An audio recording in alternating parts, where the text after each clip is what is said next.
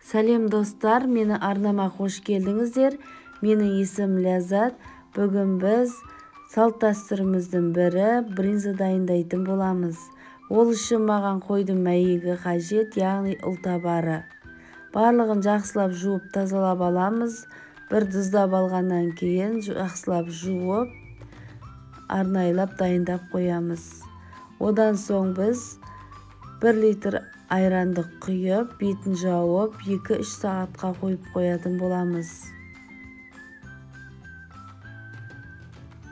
Мінекей біздің айранымыз, яғни мәйек салынған айранымыз дайын болды. Енді оны ыдысымыздағы піспеген сүттің үстіне құятын боламыз. Бринзаны осындай піспеген сүттен дайындайды. Соны ұмытпаңыздар, піскен сүттен дайындаған бринза күшті болып шықпайды.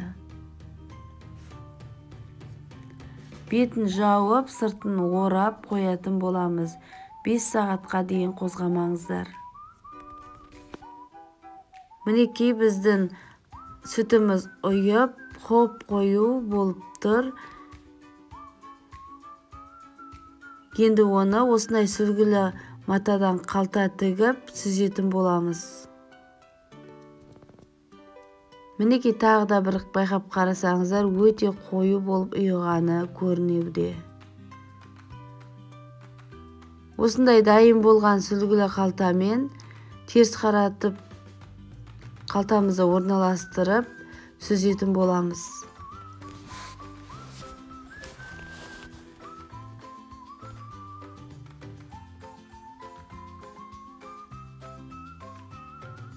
Қоюының барлығын сүзіп алып, аздап қалған сары суына мәйегімізді салып қоятын боламыз. Бұл жерде мәйекті келесі жолы тағы да қайталап қолдана беруге болады. Ешқандай өзгеріс болмайды. Өзінің күйін жақсы сақтап тұрады.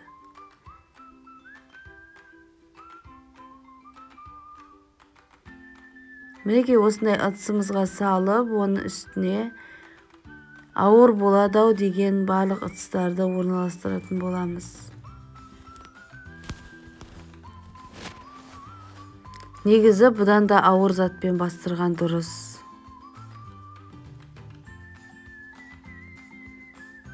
Мінекей 24 сағат уақыт өтті.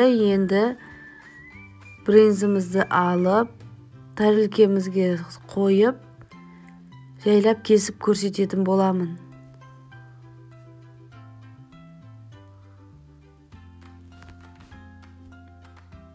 Осындай өте оңай жолмен жасалатын, өте дәмді бринза, құрт, ірімшік барлығын үйден жасауға болады. Ешқандай да түк қиындығы жоқ. Сондықтан да сіздер де үйден дайындап көріңіздер.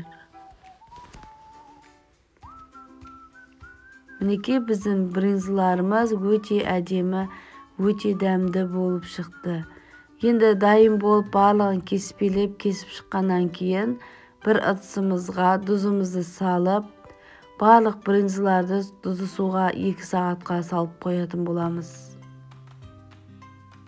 Достар, видеоны соңына дейін қараңыздар.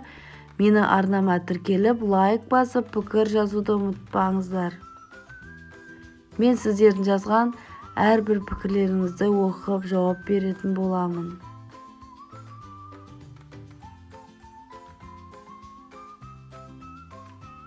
Бізде мінекей 2 сағат өтті. Енді барлық бринзаны судан алып, кептіретін боламыз.